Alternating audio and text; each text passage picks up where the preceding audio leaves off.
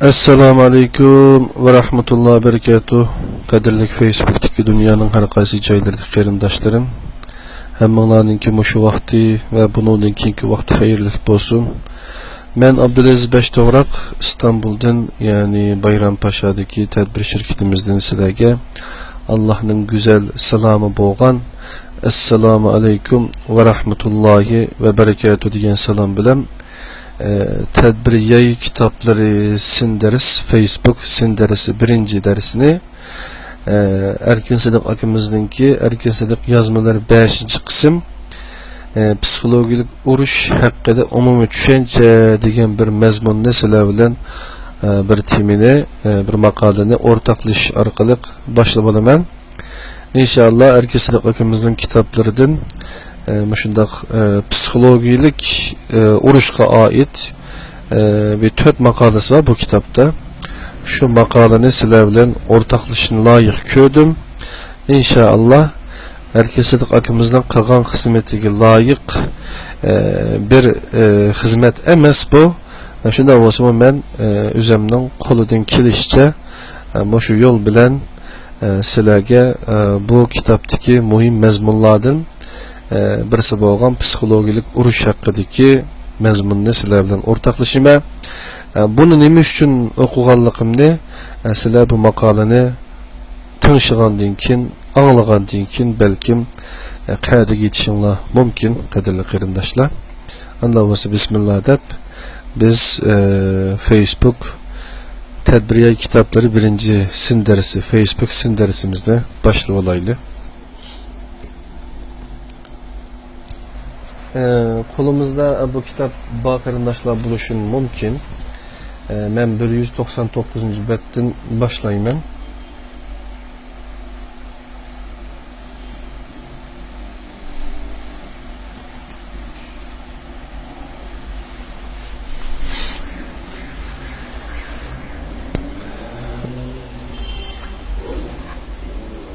Psikologik uruş hakkında umumi düşünce. Bu 2015 yılı 2. ayının 20. günü yazılgan makal iken men yakında tanıştırgan kişilik karakterinin 7 yadroluk süpütünün 5'incisi cüret, cesaret yoki gayret bulup o mundaqtab tushundirilgan idi. Özünüzün kimligi ve özünüzün itiqadını qo'g'dashga cüret qilin. Özünüzün teşvişlerini to'liq tushuning hamda o'zingiz to'g'ri deb qargan ishlarning hammasini qilishga jur'at qilish orqali o'zingizda bor bo'lgan barliq isil fazilatlar integrity debdi ne saqlab qiling. Bu ishlarni qilishda to'laydigan bedellar o'zingiz to'lashni xohlaydigan miqdorni eshib ketadigan ahvol ostidami ashunda qiling. Ben yakında Uyghur diyarıga ait bazı haberlerini anladım. Hem de torlarga çıkarılgan bazı resimlerini gördüm. Şunundan keyin çoğunqur o'yg'ib etib, özümden mundaq suallarını sordum. Bu qandaq ish? Bu ishlar nima uchun yuz berdi? Bundaq ishlarni qandaq pendeki, qandaq ilmiy nazariyalar bilan tushungili va tushundirgili bo'ladi. Hozirgi sharoitda aşındaq ahvallarga duch kelgan kishilar qaysi ishlarni qilishi kerak? Men kichigimdan tartib o'zim uchratgan ahvol va hodisalarni bir ilmiy asos bilan tushunib olishga urinishni o'zimga bir odat qilib olgan edim. Shunlashqa bu qatimmo hozir Uyg'ur diyorida va dunyoning u yer bu yerlarda yuz berayotgan ba'zi ishlarni ilmiy asosda tushunib olish yo'lida azroq izlandim. Mening mazkur maqolada yozganım aşu izlanish orqali erishgan bir qism ilmiy uchurlardan iborat. Men bu yerda oldi bilan mazkur maqolaning mavzusi bilan ancha munosabati yo'q bir mazmunni tasvirlab o'taman.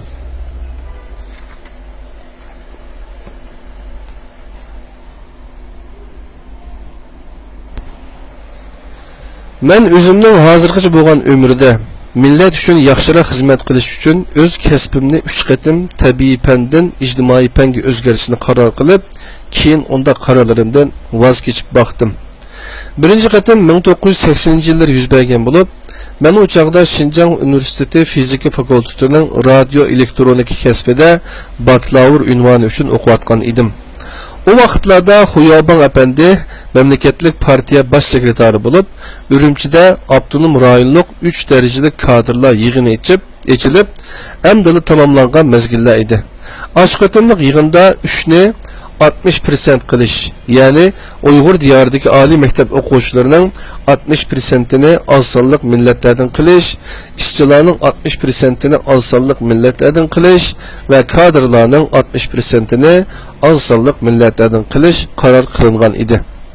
Abdunum rayonluq ittifoq komiteti aşı munosabat bilan Ürümçidagi oliy maktab o'quvchilar uyushmalarining raislarini yig'ib, yuqoridagi qarorga nisbatan o'z o'y fikrlarini so'zlab beqishni asos maqsad qilgan bir suhbat yig'ini o'rinlashtirdi.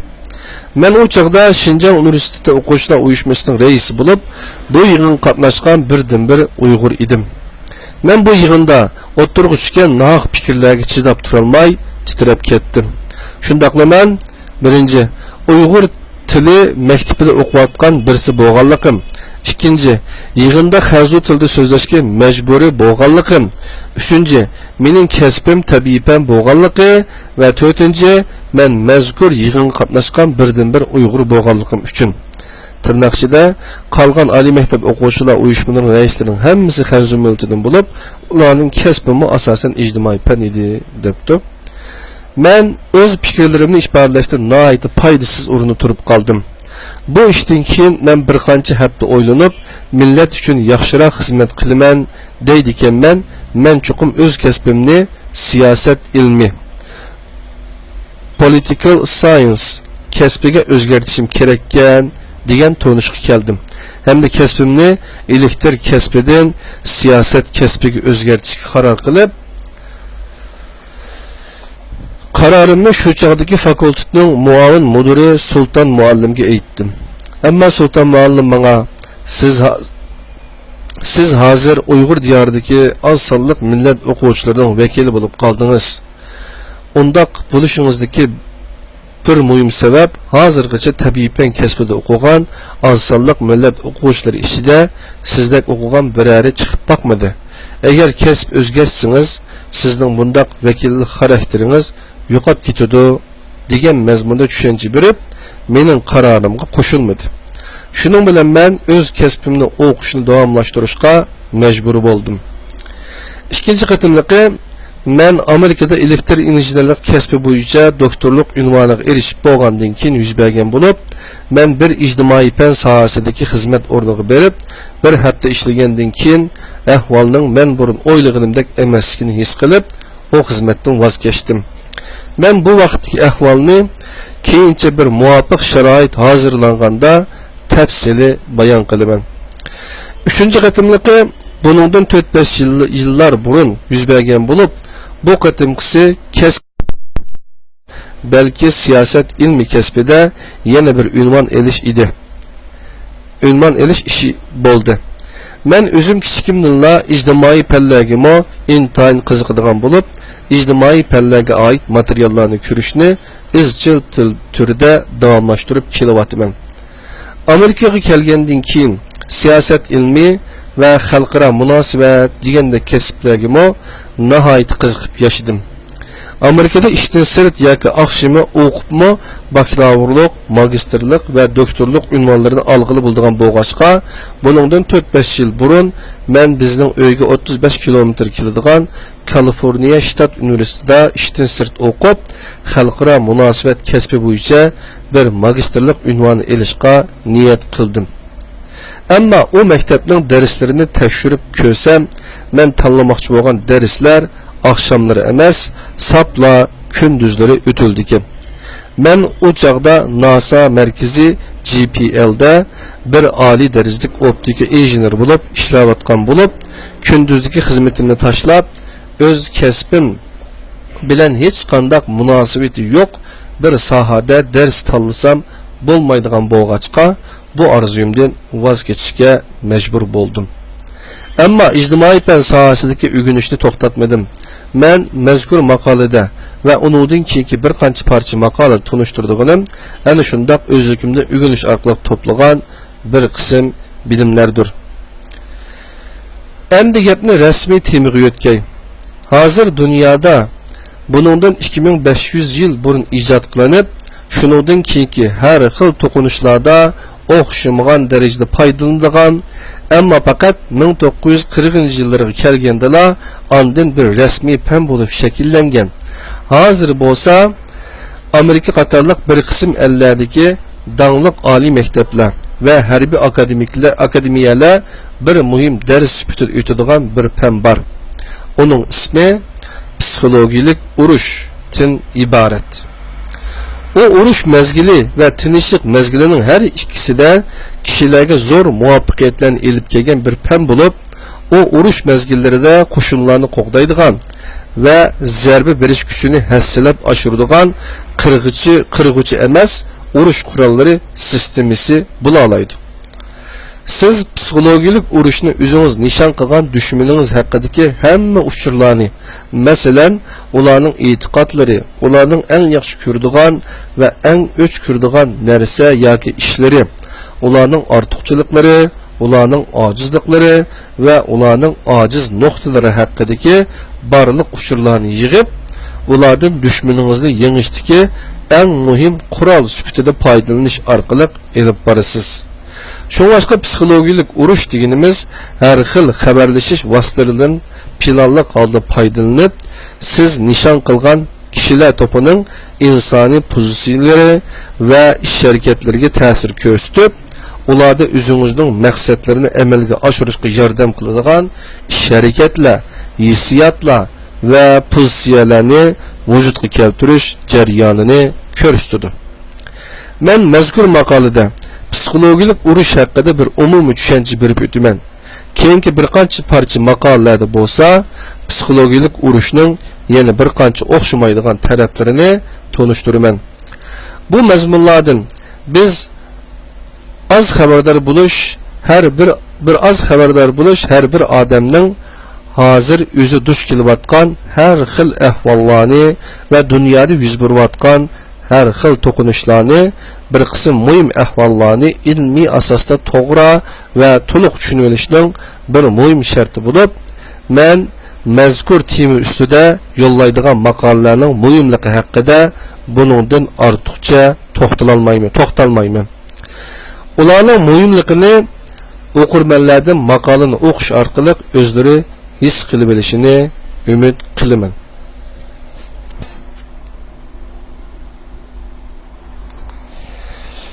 Qadirli qarindoshlar, mazmun biraz uzun bo'lib qoldi ekan, yana 10 bet bor. Shunga qani davomlashtirib baqili. Men o'zimning burunqi Uyg'urlar do't emas, aqlliq degan maqolasida ko'ngilni programmalash degan bir ilmiy uqumni tunishtirdim.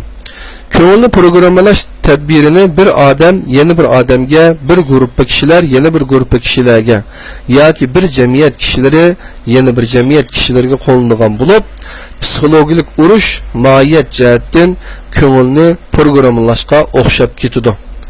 Ammo psixologik urushning ishlatilish doirasi kengroq bo'lib, bir qavm yana bir qavmga, bir millat yana bir millatga hamda bir davlat yana bir davlatga ishlatadi. Psixologik urushdan foydalanish dunyoda yaqinqi 50 yil ichida yuz bergan to'qinishlarda nihoyatmi yuqori pallaga ko'tarildi. Masalan, Amerika Iroqni besib olishdan burun va besib olgandan keyin u yerda ko'plagan radio va televizor stansiyalarini qurib, har yili necha million dollar pul xarjlab psixologik urush elib bordi.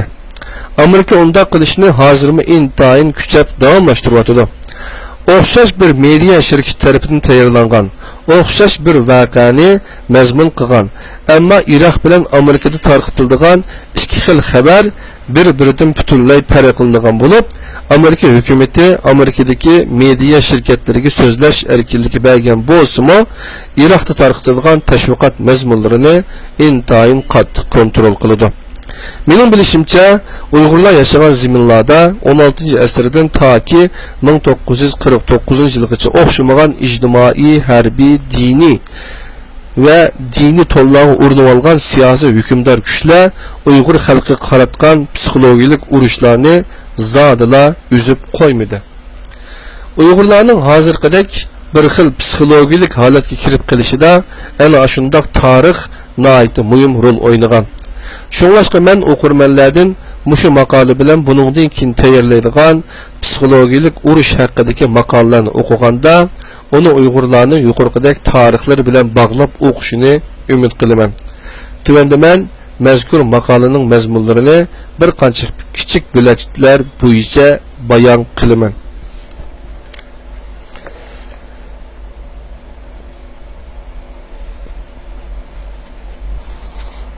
Birinci psikologik uruşning qisqacha tarixi. Erkesilik akimizning sizlar bu resimde ekranda ko'rayotgan g'oliblarning xarakteri ve savoqlari degan 5-qism kitobininki 204-betdagi mazmunga keldik. Yani psikologik urush haqida umumiy tushuncha. Psikologik urushning qisqacha tarixi. Birinci mazmun. Psikologik urushning eng dastlabki bir qism ideyalarni buningdan 2500 yil burun Cungulik harbiy olim so'zi o'tirib qo'ygan. O chaqlarda psixologiya ilmi degan fan mavjud bo'lmag'achqa, so'zi o'zining ideyalariga psixologik urush deb nom bermagan. Ammo psixologik urushning toki bugungi kunigacha mavjud bo'lib turayotgan bir qism ideyalarini u ayni vaqtda o'tirib qo'ygan. Tarixda zo'r ko'p ziminlarni o'ziga bo'ysundirgan imperator Alexander, ya'ni Iskandar Zulqarnayn, Alexander the Great ve Moğollarning dunyoga dangliq doisi Chingizxon qatorliq mashhur kishilarning hammasi ayni vaqtda psixologik urushning ideyalarini foydalangan bo'lib, men bu haqda keyingi maqolamda ayrim to'xtalaman. Kishilar psixologik urush degan so'zni eng dastlabda ishlatgan kishi Angliyalik harbiy analizchi ve tarixshunos Fuller efendim, J.F.C. Fuller deb qaraydi. Fuller 1920-yili 1-Dünya urushidagi ahvollarga asosan buningdan keyin urush texnikalarida qanday yangi yuksalishlar yuz beradiganligi haqida to'xtalib, kelgusida bir qism an'anaviy urush vositalarining o'rnini psixologik urushlar oladiganligini. Bundaq urushlarda harbiy qurollar ve urush maydonlariga hech qanday ehtiyoj qolmay, uning o'rniga insonlarning to'g'ri hukm chiqarish qobiliyatini buzib tashlash, insonlarning aql farosatini mujmallashtirish, bir davlat xalqining irodasi ve ruhiy hayotini yana bir davlatning irodasi bo'yicha halok qilish maqsadi amalga oshirilganligini o'ttirg'a qo'ygan.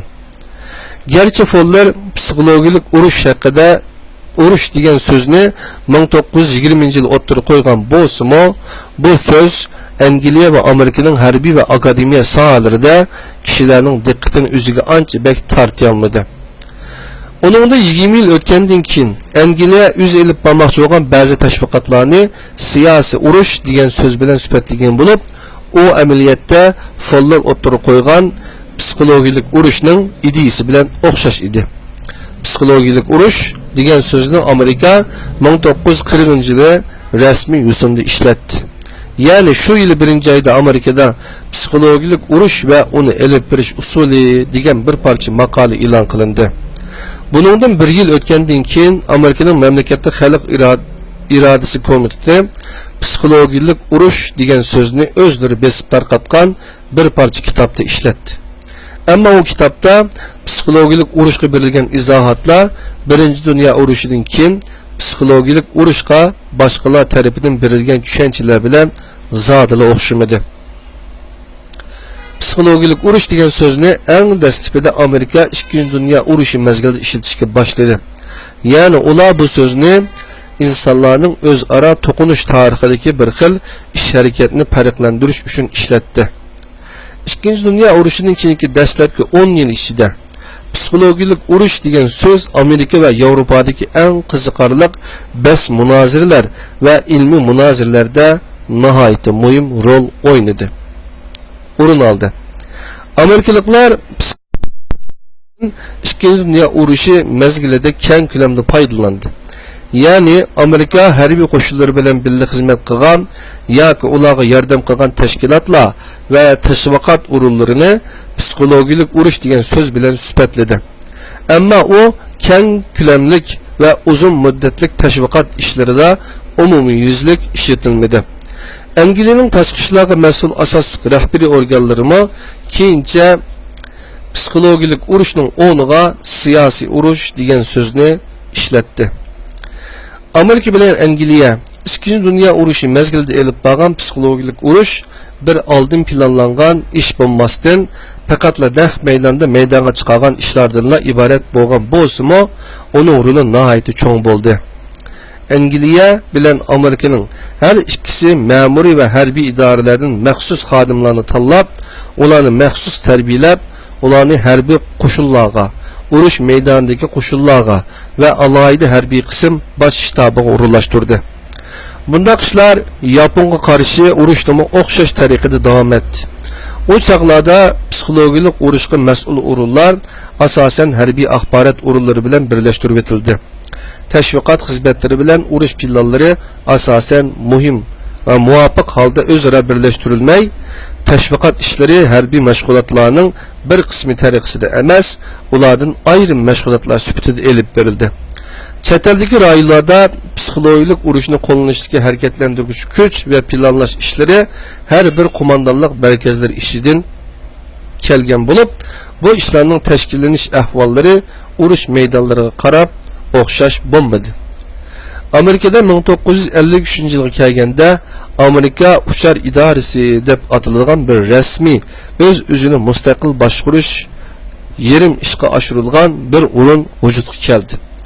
Soğuk munosabatda urushi bilan Koreya to'qinishining darajasining o'sishiga ergishib, Amerika hukumatining bir qancha tarmoqlari qarashliq chet ellardagi tashviqot ishlariga mas'ul o'rinlarning xizmatiga bir tutash yetakchi qiladigan bir yangi qurilmaga bo'lgan ehtiyojimi zo'r darajada kuchaydi. Chet ellarga oid axborotlarga mas'ul bo'lgan bir qancha o'rinlarning xizmatiga yetakchilik qiladigan o'ringa psixologik urush degan so'zga yaqin bo'lgan psixologik strategiya deganga o'xshash so'zni ishlatish bir tabiiy yuzlanish bo'lib qoldi. Shuning bilan Amerika prezidenti Truman 1950-yili psixologik strategiya idorasini qurib, bir qancha hukumat o'rinlari mas'ul bo'lib kelayotgan chet ellarga oid axborot usullari va psixologik strategiya xizmatlariga yetakchilik qilishni yo'lga qo'ydi. 1953-yili o idoraning ismi mashg'ulotlarni moslashtirish idorasiga o'zgartirildi.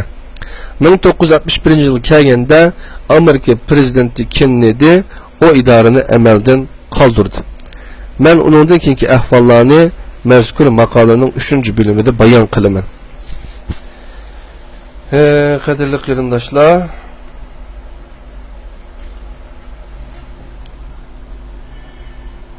hozir kamgacha 23 minut o'tibdi. Hamda ikkinchi mazmun psixologik urush hukumining asosiy mazmunlari deganga o'timiz. Ikkinchi dunyo urushining keyin psixologik urush degan hukm o'xshamagan mazmunlarni o'z ichiga elib kelgan bo'lib, bu so'zning eng ko'p tarqalgan jurnallar va ilmiy asarlarda qabul qilingan ma'nolarini tuvandagidek xulosalash mumkin. Birinchi psixologik urush deganimiz birinchi davlat va ikkinchi davlatning yoki bir chet elning xalqi va hukumatining ideyasi va ish harakatiga birinchi davlatning orzusi bo'yicha ta'sir ko'rsatish uchun qo'llangan barliq tadbirlarining jug'lanmasidan iborat bo'lib, bu tadbirlar birinchi davlatning siyosiy, iqtisodiy va harbiy boylik manbalarini o'z ichiga olmaydi. Tashviqot psixologik urushning asosiy qismi bo'lib, birdan bir qismi bo'lmaydi. Ikkinchi, psixologik urush yuqoriqidimma kengroq doiradagi ish harakatlarni o'z ichiga oladi. Masalan, simovli xarakterini olgan zo'ravonlik ish harakatlar va raqibini o'z ish harakatini o'zgartirishga qoyil qilish yoki hayva qilish maqsadida loyihalangan terrorliklar qatorliqlar. O yana josuslikqa o'xshash maxfiy harakatlarni mavjud bo'lib turayotgan ijtimoiy tartib va uning huquq, nupuz va daraja tuzilmasini boshqa bir shaklga o'zgartirib etishni maqsad qilgan ish harakati maxfiy o'ltirish, terrorizmlik va aqtirib tekshirish qatorliqlarini o'z ichiga oldigan bo'lib, O işler bazı alaylı kişiler topunun ideyisi ve iş hareketini çiritişini maksat kılgan buludu. Üçüncü, psikologik uruş, yana meni yuş, uyku keltiriş ve bazı komünist ellerde işletildiğin adamның psikikasini özgertediğin doğrularını işletiş arkalık kişilerin mecazini özgertediğin iş hareketlerini mo öz içine alıdı. Dördüncü, psikologik uruş yana öz halkının ammavi pozisiyasının çiritişini, adam öldürüp kaçıp gitadigan partizan uruşlarını öz içine algan siyasi harbiy iş hareketlerini, şundaqla düşmanның arka sepede elip birildiğin muntizim askerlerindeki okşaş iş faaliyetlerini mo öz içine alıdı. İkinci Dünya uruşu ahırlaşkandan keyinki 20 yıllık vaqt içinde Amerika ve Garbi Avrupa ellerinde psikologik uruşning işletilişi ve onun hazırki zaman xalqaro munosabatlerdagi roli haqida bir o'rtaq tushuncha shakllanishga başladı. Kishilar qabul qilgan bir o'rtaq xulosa shu bo'ldiki, psikologik urush deganimiz bir yoki uningdan ko'p bo'lgan xabarlash vositalaridan foydalanib, kishilarning ideyasini oldin planlagan tariqada kontrol qilishdan iborat. Mushundaq mazmunni o'z ichiga olmagan ish harakatlar psikologik urush bo'lib hisoblanmaydi. Psikologik urush yaqinqi zamonlarda psikologik mashg'ulotlar, psychological operations, debmi atalgan bo'lib, uning aniqlamasi mundaq. Anglash obyektlarga tanlangan uchurlar va ko'rsatkichlarni yetkizib, shu orqali ularning hissiyotlari, maqsadlari va sabablarni obyektiv holda tushunish iqtidorlariga ta'sir ko'rsatish. Eng oxirida nishon qilingan tashkilot, gruppa va shaxslarning ish harakatiga ta'sir ko'rsatish. Onu ma'lum bir urushning hamma sohalarida elib borganda, o bir intayin kuchli qurolga aylangan bo'lib, onun unumdorligini cheklab qo'ydigan narsa faqat uni qo'llangan qo'mondonning chivarlik darajasidan iborat bo'ladi. Psikologik mashg'ulotlarga berilgan yana bir aniqlama mundaq: dushmanlashgan, qarshilashgan, betaraf yo'l tutgan ve dostluk munosabat o'rnatgan chet el guruhlarida o'zining milliy maqsadlarini ishga oshirishga foydali bo'lgan hissiyot, pozitsiya va ish harakatlarini vujudga keltirish uchun planlangan ve elib berilgan siyosiy, harbiy, iqtisodiy ve ideologiya sohasidagi faoliyatlardan iborat.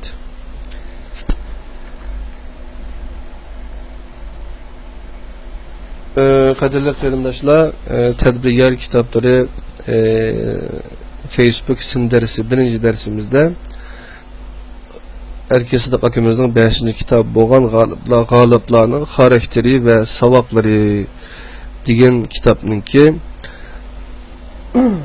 psikologik urush haqida umumiy tushuncha degan mazmunni birlikda o'rtoqlashyapmiz. Bunun 209. betiga keldik bu kitobninki. Yani 3. mezmun psikologik urushning hozirgi ahvoli degan mazmunni o'rtoqlashimiz.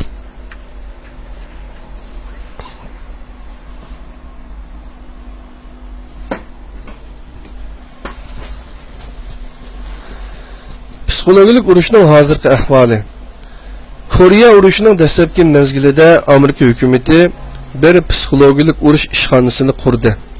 Shundaqla Amerikaning Shimoliy Karolina, North Carolina shtatida bir psikologik urush markazi va bir psikologik urush maktabini qurdi. Hamda ashu qurilmalardan foydalanib, psikologik urush nazariyalarini kodlashtirish, rasmiylashtirish va harbiy xodimlarni maxsus tarbiyalash ishlarini elib bordi. Shuningdek keyin psikologik urushga bo'lgan qiziqish Amerikaning barliq harbiy qo'shinlariga kengaydi. Shuningga ergishib psikologik urushga oid yangi uqum va yangi aniqlamalar maydonga kelib, psikologik urush ta'limotlarimi nihoyatda tushunishli qilindi. Burunqi psikologik urush, psi-war degan so'z psikologik mashg'ulotlar, psipos va psikologik faoliyatlar, psychological activities xato o'qigan bo'lishim mumkin degan so'zlarga o'rin berdi. Amerika 2. urushi va sovuq munosabatlar urushidan keyin psixologik urush sohasida tutgan yo'l Amerikaning ittifoqdosh davlatlariga nihoyat cho'nqur ta'sir ko'rsatdi. Amerika ishlatgan psixologik urush degan so'z qolgan davlatlarda ishlatilib kelgan boshqa so'zlarning o'rnini oldi. Onundan muhimroq bo'lgani qolgan ellarning krizis vaqtlarida psixologik urush elib boradigan, alayda tarbiyalangan va alayda qurollar bilan qurollangan bir alayda qo'shinga bo'lgan ehtiyojini umumyuzlik e'tirof qildi. Ashunday ehtiyojni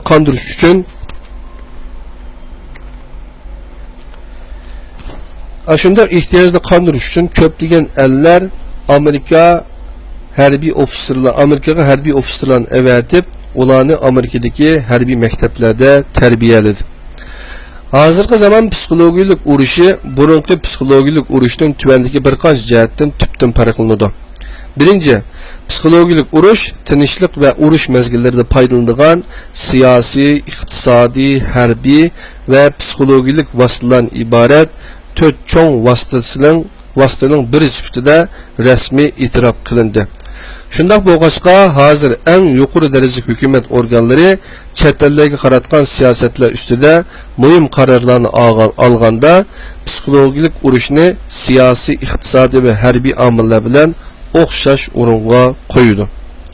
Ikkinchi, xabarlash texnikasidagi yangi taraqqiyotlar nishon qilingan kishilarga tashviqot elib berish ishini nihoyat oson va unumli qilib etdi. Hozir tashviqot ishi bilan shug'ullanganlar qisqa to'lqinli radio, film, televizor programmalari va yuqori sur'atli xat bosish texnikasi qatorliqlardan foydalanib, o'zlarining usullarini tashviqot obyektlariga nihoyat unumli holda yetkazadi.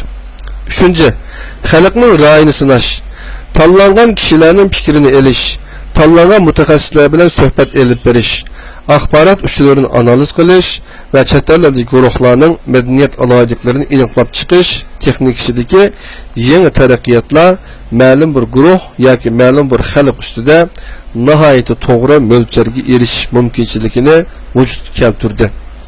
Shundoq bo'lg'achqa hozir psixologik urushni nihoyat yuqori unum bilan elib borqili bo'ladigan bo'lib, hozir burunqidek psixologik urush ba'zida unum berib, ba'zida unum bermaydigan ishlar yuz bermaydi. Amerikaning hozirgi psixologik mashg'ulotlari mundaq 3 cho'ng turga bo'lingan. Taktikalik psixologik mashg'ulotlar, strategik psixologik mashg'ulotlar va mustahkamlash psixologik mashg'ulotlari degandek. Taktikalik psixologik mashg'ulotlar bir alayda dushman harbiy qo'shiniga qaratilgan bo'lib, bundaq mashg'ulotlarning maqsadi dushmanning hozirgi yoki qisqa vaqt ishidagi urush qilish ahvolini o'ziga foydali holatga o'zgartirish. Strategik psixologik mashg'ulotlar nishon qilgan doira yuqoridan ko'p cho'ng bo'lib, nihoyat puxta planlash orqali elib beriladi. Mustahkamlash psixologik mashg'ulotlarining maqsadi ma'muriy va harbiy rahbariy o'rinlar qo'lga keltirgan g'alabalarni mustahkamlash bo'lib, buni qonun tuzumlarini tuzib chiqish va ijro qilish, besimag'an rayonlarda hukumatni qaytadan qurib chiqish orqali amalga oshirildi.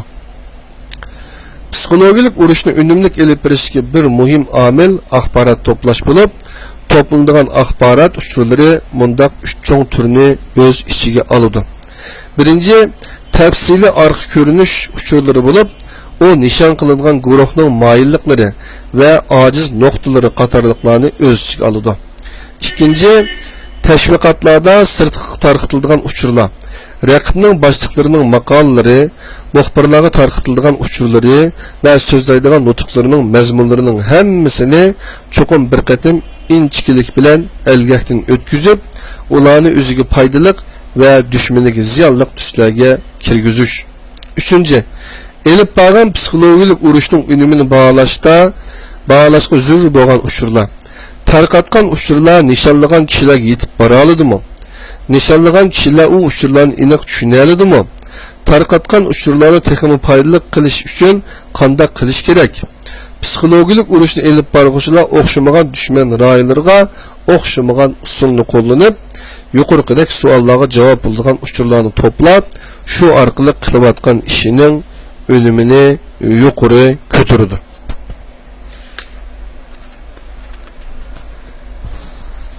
Psixologik urushga oid o'qirmanlar bilishga tegishli yana bir qism muhim mazmunlar bor bo'lib, men ularni keyingi maqolalarda tonishtiraman. Men kelar qatim to'rlarga yo'llaydigan maqolada tarixdagi psixologik urushlarni qisqacha tasvirlab o'taman. 4-chi oxirgi so'z Erkin akamizning oxirgi so'zi ekan.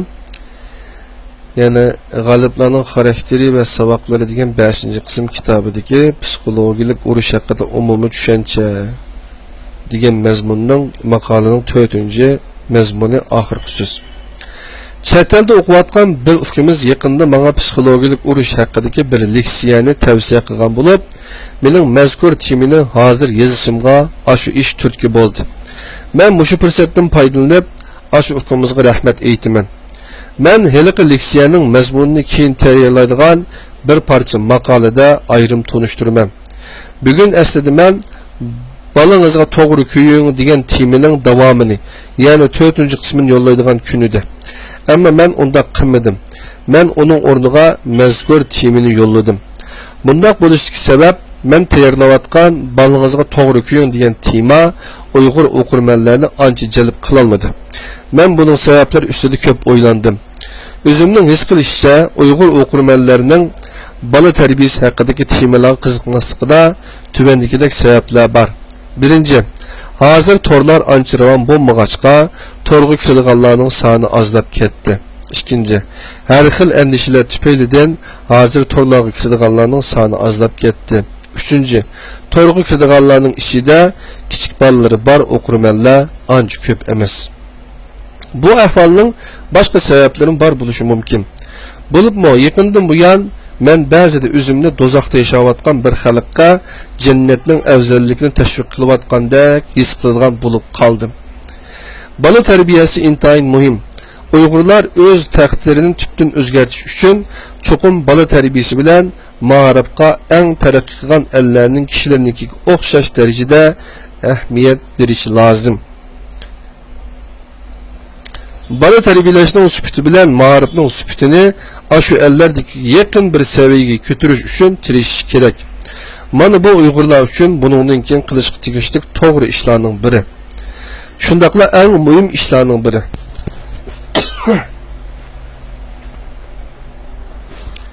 Men hozirgacha bola tarbiyasi va ma'rif haqida xali ko'p narsalarni yozdim. Ularni yozishni buningdan keyin davomlashtiraman. Balangizga to'g'ri kuying degan maqolaning davomini yozishni bir mezgildan keyin yana davomlashtiraman. Debdi Erkin akamiz. Shuning bilan bu maqolaning oxirgi so'zida şu vatandagi ba'zi ahvollar, bu balani tarbiyalashga aloqador to'g'ri kuyning, balangizga to'g'ri kuying degan maqola qarata inkaslarni biroz yakunlab chiqibdi. Nima uchun shunday qiziqish tuban degan mazmunda.